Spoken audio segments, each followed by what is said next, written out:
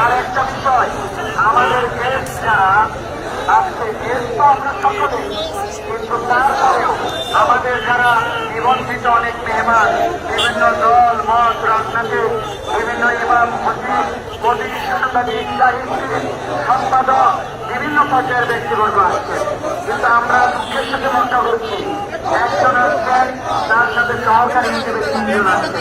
আমাদের এখানে একবারের কাজ নেই, তাহলে আপনার পরিবার, আপনার সহযোগী, আপনার ব্যক্তিগত তাদেরকে তো আমরা ধরতে পারবো না। সুতরাং আপনি আসলে আপনাকে একা আসতে হবে।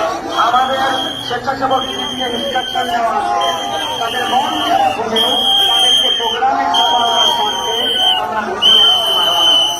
দয়া করে কেউ অনুরোধ করবেন না, দয়া করে যারা আসছেন সাথীদেরকে ভিতরে দেওয়ার চেষ্টা করবেন। আমি জানি সকলেই সহযোগিতা করছেন, হয়তো কিছু সময় আমাদের আন্ডারস্ট্যান্ডিং এ ভুল হচ্ছে, কিন্তু আমাদের প্রোগ্রাম কিন্তু সফলতার সাথে পুরা দেশবাসী একাত্মতা ঘোষণা করেছে, পুরা ঢাকাবাসী একাত্মতা ঘোষণা করেছে। আলহামদুলিল্লাহ আমরা সকলে আমাদের কার্যক্রম চালাতে রাখি।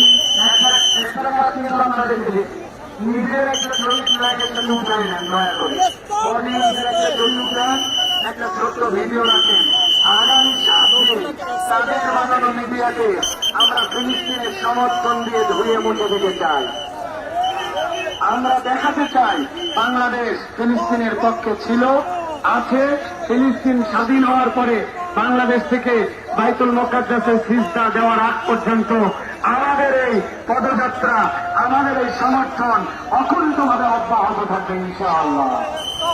সুতরাং আমাদের কার্যক্রম মনে করেন কিছু হচ্ছে না। আমাদের পত্রিকারা আমাদের সংস্কৃতিতে কোন রকম আলোচনার অনুষ্ঠানিতা নয়।